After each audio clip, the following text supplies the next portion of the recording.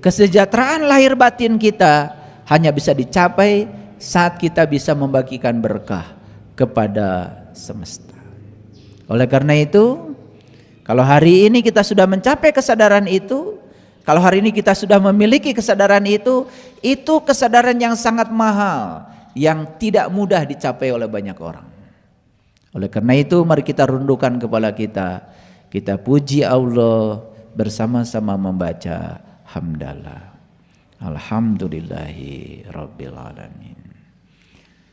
Mari kita sapa asma Allah dengan kelembutan dan cinta, seraya menyediakan diri untuk kehadiran berkahnya, untuk kehadiran cintanya, untuk kehadiran ilmunya, untuk kehadiran rahmatnya, dengan membaca basmalah.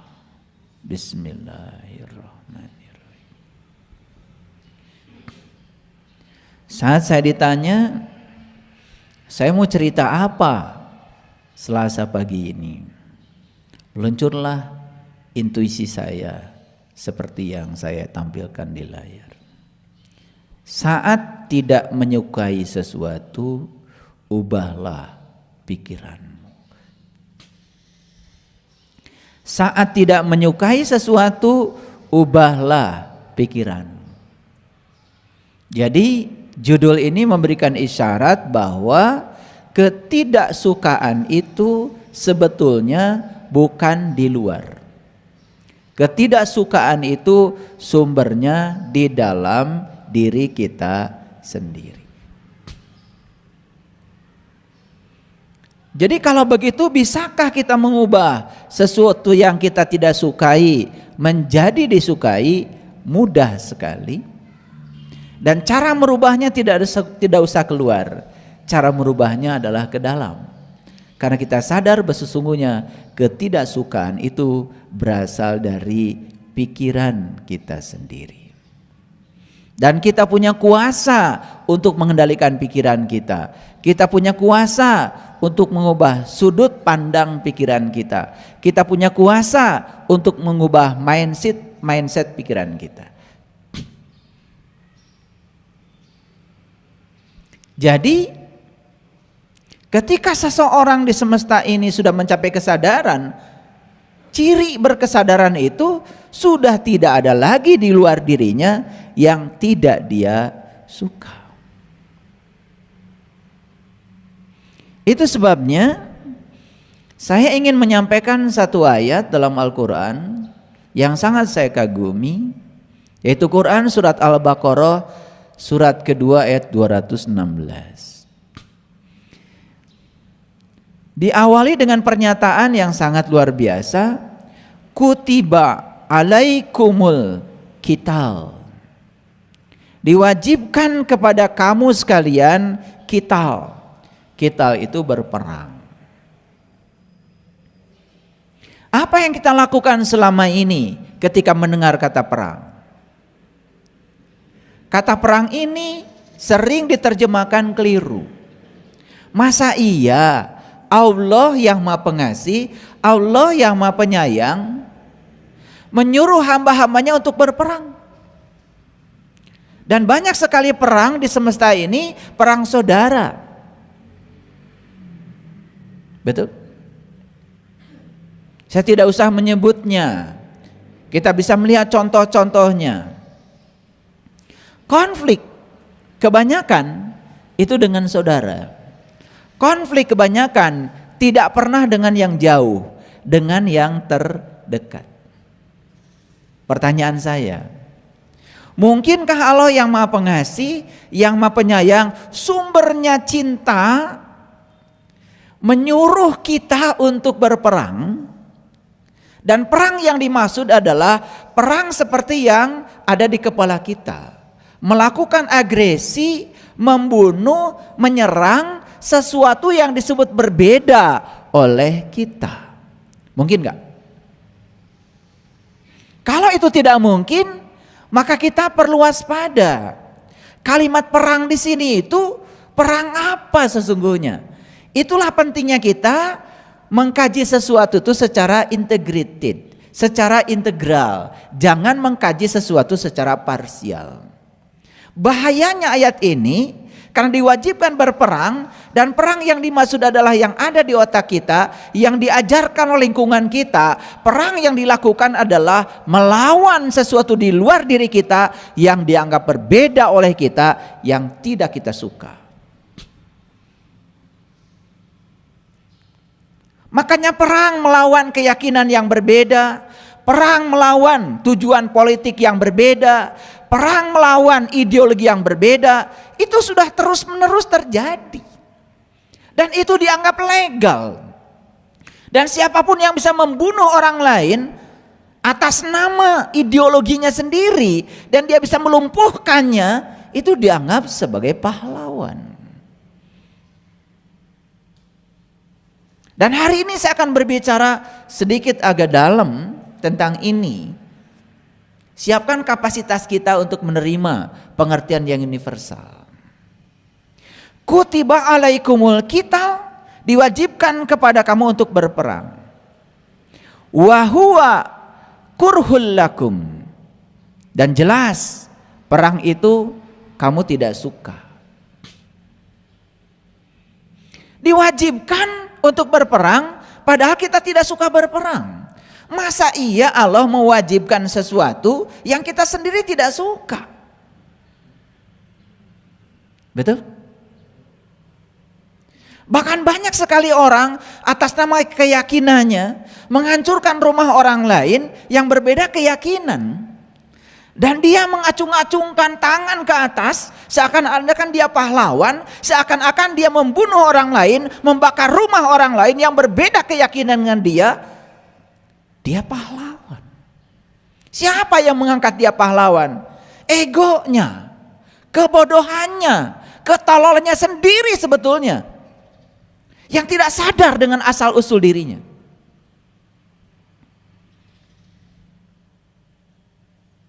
Kita membangun rumah ibadah untuk keyakinan kita, bebas dimanapun kita mau. Ketika ada orang lain yang berbeda keyakinan dengan kita, mau membangun rumah ibadah yang sama, dihalang-halangi, bahkan tidak boleh. Apa perang semacam itu? Ini salah kaprah. Lalu kita telah melanggar hak asasi manusia dan menutup kebebasan orang lain untuk menumpahkan kebebasan dirinya. Makanya itulah bahayanya ketika agama dilembagakan. Makanya para nabi, para rasul, para sunan, para wali, sebetulnya jujur mereka tuh tidak pernah mendirikan agama apapun. Karena agama itu adalah perpaduan antara ajaran para leluhur yang sudah disatukan dengan tradisi. Disitulah proses pelembagaan. Jangan-jangan para nabi, para rasul itu cuma mengajarkan cinta aja kepada kita, yang kemudian oleh pengikutnya dilembagakan. Dan ketika sudah dilembagakan, muncullah lembaga-lembaga dengan nama yang berbeda. Dan dianggap itu sebagai sebuah perbedaan. Pada esensi ajaran agama yang diajarkan para leluhur yang sudah berkesadaran, saya yakin semuanya sama. Makanya seorang pemenang hadiah Nobel tentang perdamaian, orang yang sudah mencapai kesadaran tinggi, ketika ditanya, agama apa Anda? Apa agama Anda? Dan beliau mengatakan, agama saya adalah cinta. Dan semua orang kaget. Karena selama ini tidak pernah terdengar ada nama agama, namanya agama cinta. Dan orang-orang yang belum berkesadaran mungkin menganggap aneh ketika ada orang mengatakan itu, karena tidak pernah terdengar nama agama cinta. Bahkan saat ditanya, menurut Anda agama apa yang terbaik menurut Anda? Jawabannya apa? Agama yang terbaik adalah agama yang mengantarkan pemeluknya menjadi lebih baik. Ini jawaban dari orang yang sudah berkesadaran, tidak menyinggung siapapun dan tidak merendahkan siapapun. Itu ciri orang yang sudah mencapai kesadaran cinta. Dia sudah mencapai cinta, dia sudah mencapai sumbernya cinta. Beda dengan orang-orang yang dangkal. Pasti dia akan menjawab yang berbeda. Saya masih ingat ya ketika Kiai Haji Ahmad Dahlan ditanya oleh muridnya, "Yai, apa agama menurut Yai?" Ini orang yang berkesadaran tinggi. Kemudian beliau mengambil biola dan memainkan biola itu sampai semuanya terpukau oleh permainan biolanya Kiai Haji Ahmad Dahlan. Selesai itu kemudian ditaruh biolanya dan beliau mengatakan, itulah agama. Ketika ada di tangan orang yang bijaksana, persis seperti biola yang dimainkan oleh orang yang bisa memainkan biola. Yang keluar itu adalah suara yang indah, semua terpukau, semua merasa nyaman, semua merasa aman. Itulah jawaban seorang bijak. Dan kemudian ada seorang muridnya yang tidak bisa main biola. Dikasihlah kemudian biola itu kepada muridnya. Coba kamu gesek biola itu. Digeseknya biola itu. Ya namanya orang tidak tahu memainkan biola. Menggesek biolanya seperti apa? Keluarlah suara-suara yang tidak nyaman. Keluar suara-suara sumbang. Tidak berstruktur. Lalu Kiai Haji Ahmad Dahlan mengatakan, seperti itulah agama di tangan orang yang tidak bijaksana. Seperti biola yang dimainkan orang yang tidak tahu cara memainkan biola. Cucu saya sedang belajar main gitar. Ya sudah, gembreng, gembreng, gembreng, gembreng. Gak jelas. Namanya juga sedang belajar. Beda lagi dengan ontinya yang sudah bisa main gitar. Cara memetiknya, cara meletakkan gitarnya, suara yang keluar juga menjadi beraturan. Itu sebabnya agama adalah sebuah alat pertahanan untuk melindungi diri kita dari kejahatan kita sendiri. Karena tidak ada orang yang jahat di luar diri kita tanpa seizin kita. Jadi agama itu sangat individual, sangat pribadi. Para sahabat, kutiba alaikumul qital wa huwa kurhul lakum. Allah mewajibkan berperang. Mari kita baca tuntas ayat ini. Perang apa yang dianjurkan oleh Allah? Inilah perangnya. Wa asa an takrahu syai'an wa huwa khairul lakum. Boleh jadi kamu membenci sesuatu, padahal itu amat baik bagi kamu. Wa asa an tuhibbu syai'an wa huwa syarrul lakum. Boleh jadi kamu menyukai sesuatu, padahal itu amat buruk bagi kamu. Wallahu ya'lamu wa antum la ta'lamun.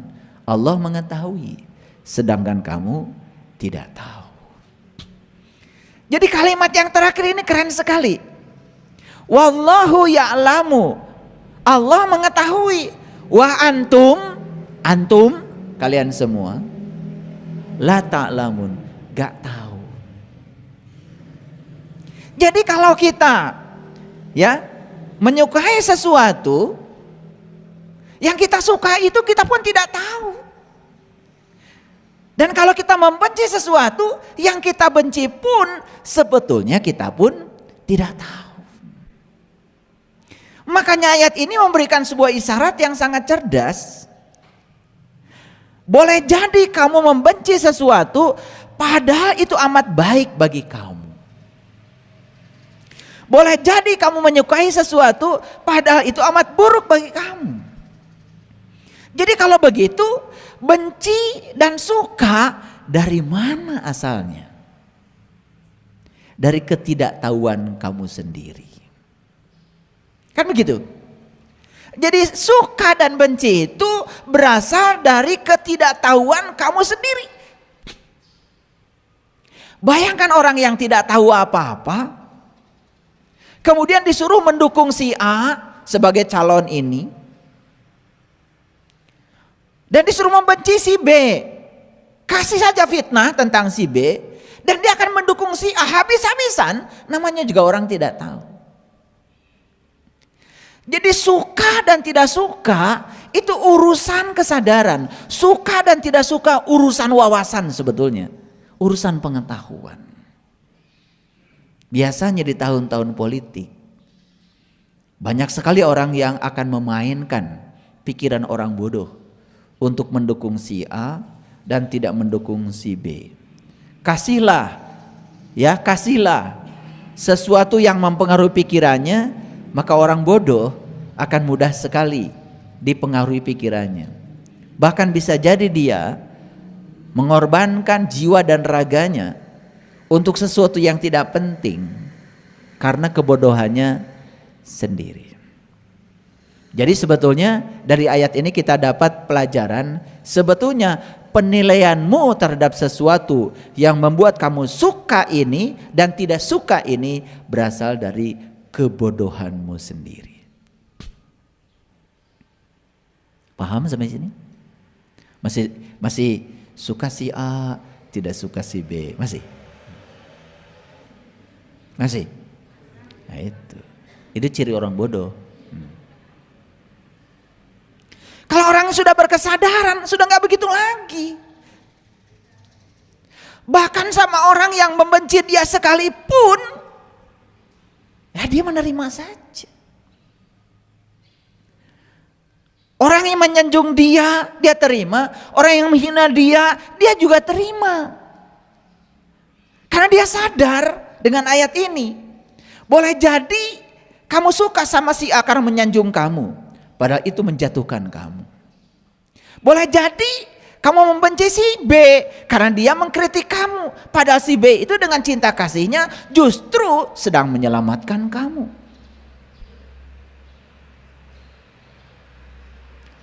Paham? Saya ngomong kecepatannya 5 km per jam, pelan-pelan.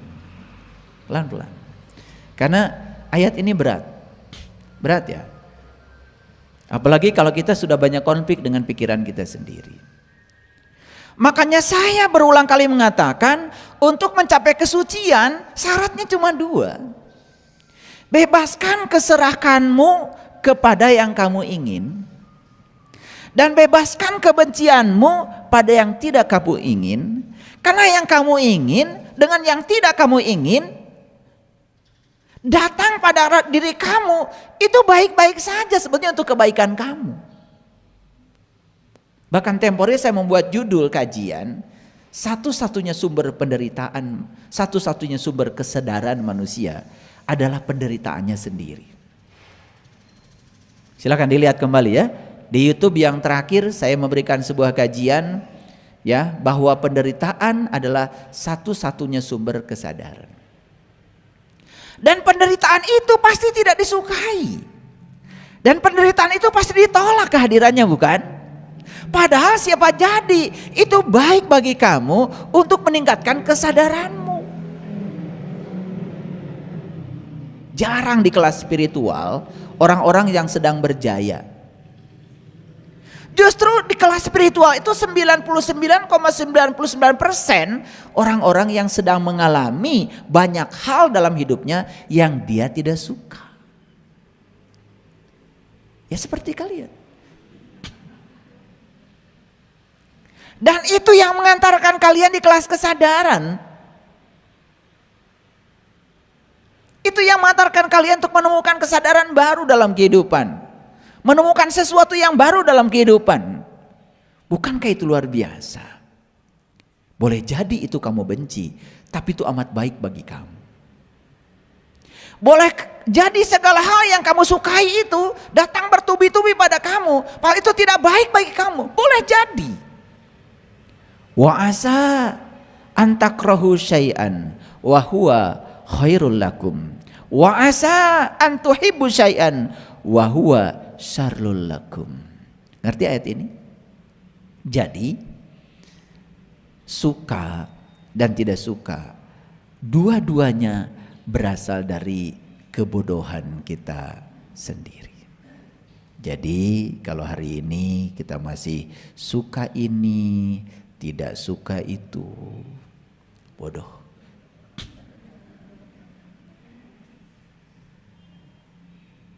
Makanya orang yang terus-menerus berada di situasi seperti itu, Suka ini, tidak suka itu, ya.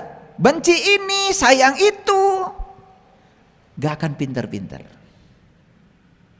Makanya Nabi Musa ketika mau dipintarkan oleh Allah, maka Allah bilang, hai Musa, lepaskan kedua terompahmu, dan barulah kamu akan bisa memasuki Al-Muqaddas Tuwa.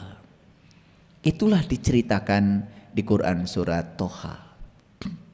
Saat Musa diundang oleh Allah untuk memasuki Al-Muqaddas Tuwa, rumah Tuhan yang suci, untuk bertawajuh kepada Tuhan, untuk bermuwajahah kepada Tuhan. Satu syaratnya dari Tuhan, lepaskan kedua terompahmu. Karena terompah itu kiri kanan, terompah itu suka dan tidak suka. Lebih lucu lagi, tangan kanan katanya tangan yang baik, tangan kiri katanya tangan setan. Padahal tangan kanan gatal, yang garuk kan tangan kiri. Berarti yang garuk setan dong. Karena ajarannya seperti itu, ada diskriminasi tangan. Seakan-akan tangan kanan ini mulia, tangan kiri tidak mulia. Gimana tuh kalau tangan kiri pundung? Betul? Untung aja tangan kiri baik-baik saja, walaupun selama ini direndahkan. Ketika minum pakai tangan kiri, wih, itu pakai tangan setan katanya. Lu kan tangan kita. Ya gimana orang yang tangannya cuma satu kiri saja? Kasihan dong, tiap hari yang ngasih minum setan. Itu kan sebenarnya paradigma. Kita mengatakan tangan kanan mulia, tangan kiri tidak mulia, itu kan pikiran. Dan kita mengizinkan pikiran kita untuk mendiskreditkan tangan kita yang mulia dua-duanya. Yang satu dianggap suci, yang satu tidak. Sama seperti kalian, menganggap masjid itu suci, menganggap rumah tidak suci. Padahal apa? Masjid itu bukan suci, disucikan. Oleh siapa? Lah oleh kalian sendiri. Rumah tidak disucikan oleh siapa? Kan oleh kalian sendiri. Yang ini diberi nama rumah, yang ini diberi nama huruf Arab. Lah yang ngasih namakan kalian sendiri. Dan lucunya, kalau nama itu sudah ke Arab-Araban, dianggap suci. Lah siapa yang menyucikan masjid itu? Allah. Loh yang menyucikan kan kamu. Yang bikin batas suci di depan siapa? Allah. Lah yang nulisin batas suci kan kamu sendiri. Kata Allah, emang gue pikirin. Lucu ya. Tetapi kelucuan itu kan sudah jadi paradigma. Betul nggak? Iya. Di masjid tidak boleh berkata kotor. Di rumah boleh.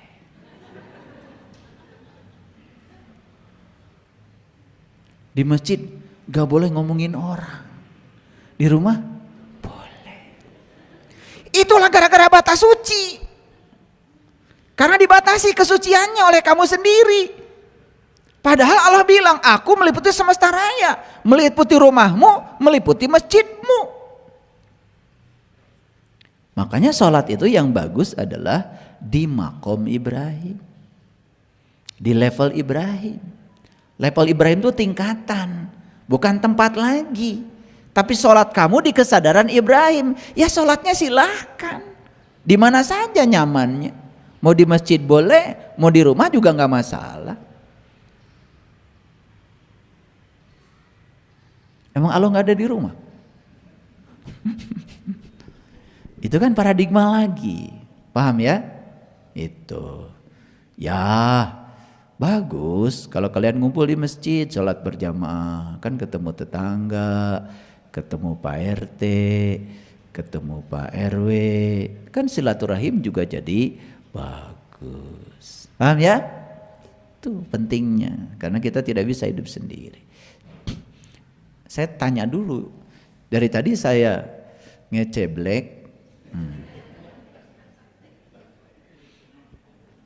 ngerti nggak ayat ini? Ngerti ya? Oke. Baik. Jadi kenapa kita tidak suka si A? Kenapa saya tidak suka si B? Kenapa saya suka si C dan saya suka si D? Semua itu permainan pikiranmu sendiri. Makanya judulnya sederhana. Saat kamu tidak suka, ubah pikiran.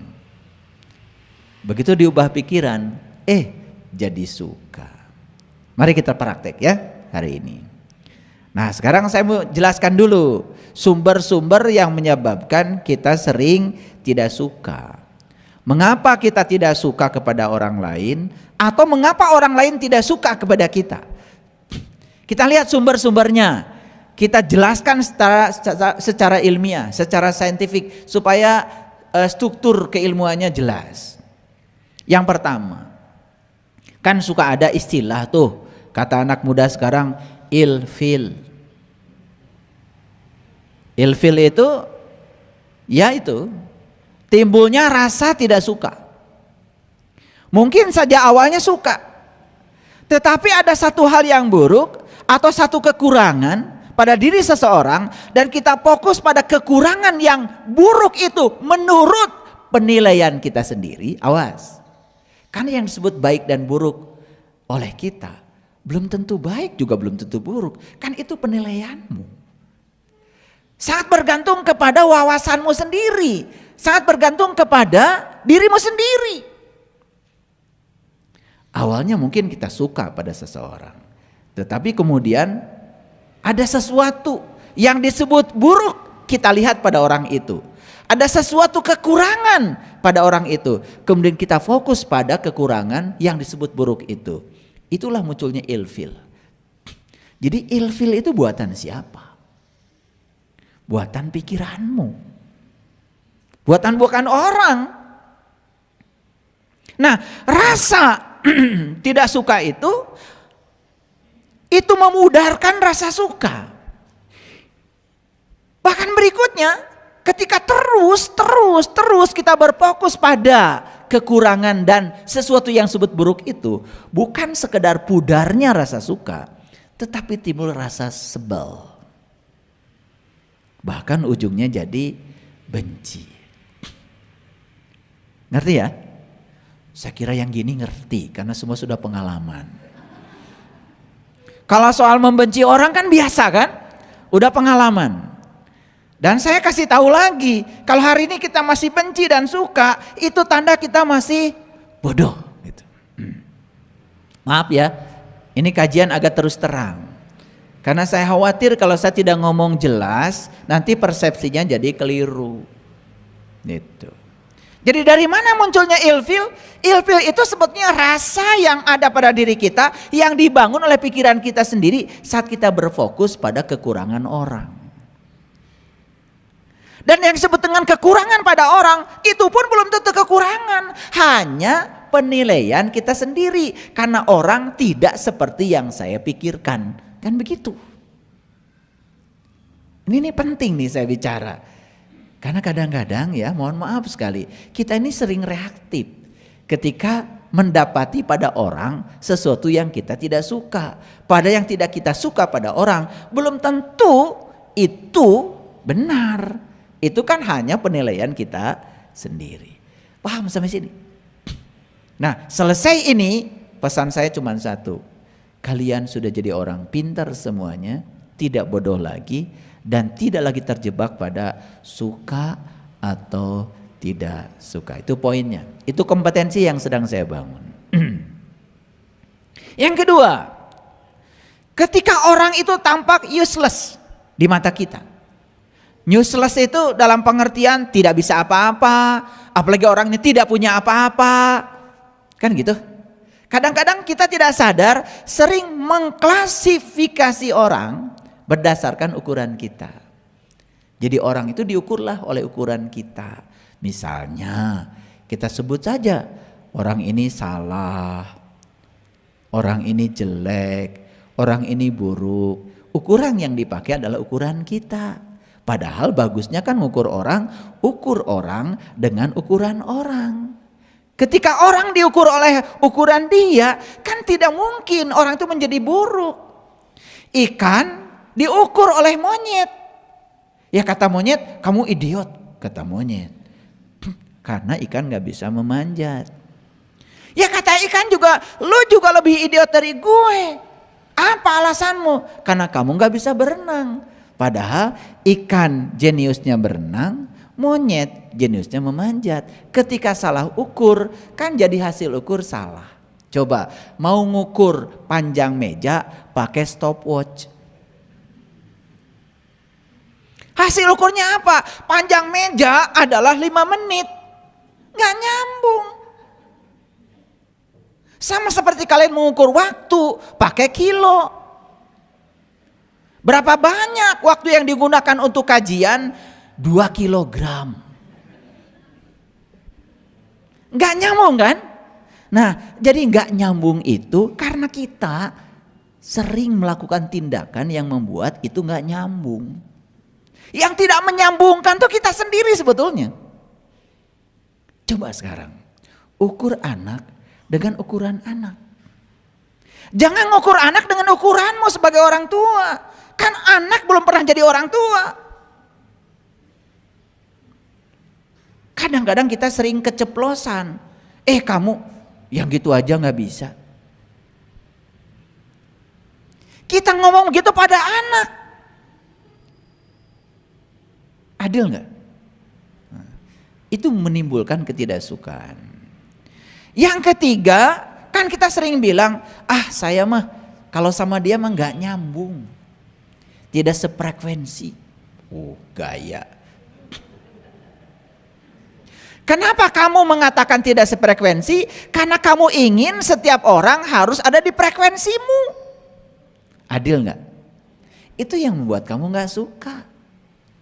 Pada setiap orang punya getarannya sendiri, punya vibrasinya sendiri, punya level sendiri, punya perkembangan mental sendiri, punya perjalanan spiritual sendiri. Yang gak bisa setiap orang harus seperti kamu. Bayangkan ya, betapa centang perenangnya kehidupan kalau semua orang harus sefrekuensi dengan saya. Dan saya baru menyukai orang kalau dia sama frekuensinya dengan saya.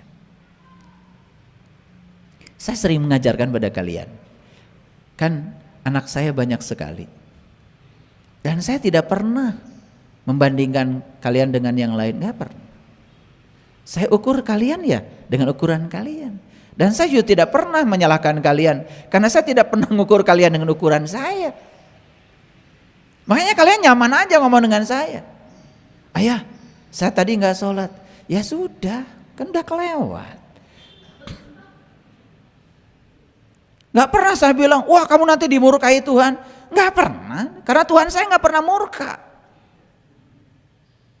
Ya sudah, ketika bilang, tadi saya gak sholat, itu udah bagus. Udah jujur kan? Ya sudah, saya seneng aja. Dari sisi itu, kamu sudah unggul. Karena kamu ngaku kalau kamu gak sholat. Ayah tadi saya bohong. Itu udah bagus. Dan saya tidak pernah menghukum kamu kan? Ya sudah, lain kali jangan bohong lagi. Kan gitu saya ngomong, betul gak? Kapan kalian ditekan oleh saya harus begini begitu? Kan tidak. Makanya kalian nyaman aja ketemu saya. Betul gak? Iya. Ayah tadi malam saya gak bangun, kesiangan. Jadinya saya gak bisa ya melakukan amalan dari ayah. Ya sudah. Terus mau apa lagi? Udah kelewat. Betul gak? Iya. Kapan saya mengatakan, wah kamu berdosa, masuk neraka, gitu? Enggak. Saya enggak pernah nakut-nakutin kalian. Betul gak? Karena saya ukur kalian dengan ukuran kalian. Saya tidurnya cukup sebentar. Kan kalian gak bisa seperti saya. Kalian tidurnya lama. Ya tahu. Kalian tuh ngantuknya bukan kurang tidur, kebanyakan tidur. Iya, makan sembarangan, olahraga enggak, makan tidak sehat. Ya saya tahu ukuran kamu begitu. Ya bagaimana saya ngukur kamu dengan saya? Saya pagi makan buah, saya enggak makan nasi. Kamu makan nasi goreng, ya beda. Saya sudah di sini mikirnya kalian masih di sini. Ya nggak bisa saya narik kalian. Ya sudah, nasi goreng ya gitu mikirnya. Betul nggak? Iya, mending nasi goreng aja. Tambah cilok. Iya, tambah basreng. Iya, nggak bisa. Jadi yang pertama ya, timbulnya ilfil. Itu awal-awal kita tidak suka. Yang kedua, kita sering mengatakan orang lain useless. Seakan-akan orang lain itu beda tahta gitu dengan kita. Hati-hati itu. Yang ketiga, kita sering mengatakan orang lain tidak sefrekuensi. Makanya orang yang selalu pergaulan itu harus sefrekuensi akan kesulitan sendiri. Dan yang keempat, ketika kita merasa orang lain tidak setara dengan kita. Kan kita sering terjebak merendahkan orang lain karena kita menganggap orang lain tidak setara dengan kita. Itu yang berbahaya. Yang kelima, mungkin saja kita pernah tersakiti oleh orang lain. Dan kemudian rasa sakit itu dari masa lalu kau simpan dalam-dalam di alam bawah sadarmu. Sehingga ketika disebut nama itu baru-baru ketemu sudah sakit. Ini sumber-sumber ketidaksukaan. Dan jujur kalau saya mengatakan ini semua, kalian akan mengatakan yes. Gak bisa membantah. Dan yang terakhir adalah adanya perasaan iri, dengki. Dari mana iri dan dengki itu? Iri dan dengki itu karena kamu gak mampu seperti orang lain. Tetapi kamu tidak bisa menerima kebahagiaan orang lain. Itu kan masalahnya. Nah ini sumber-sumber yang sangat berbahaya dan saya bilang ini sumber-sumber ini sangat kampungan. Makanya jangan tinggal di kampung. Makanya di Quran surat An-Nisa ya ayat 66, bunuhlah dirimu, keluarlah kamu dari kampungmu. Disambung di Quran surat Al-Kahfi, hendaklah kamu pergi ke kota, bawa uang perakmu dan lihat di sana banyak sekali santapanmu yang jauh lebih baik untuk kesadaran rohaniahmu. Jadi apa yang harus kita bunuh? Ini harus kita bunuh. Segala penyebab yang menyebabkan kita menjadi tidak suka pada sesuatu, bunuh. Kayak itu berasal dari dirimu sendiri, bukan dari sesuatu yang kamu tidak suka. Betul? Iya.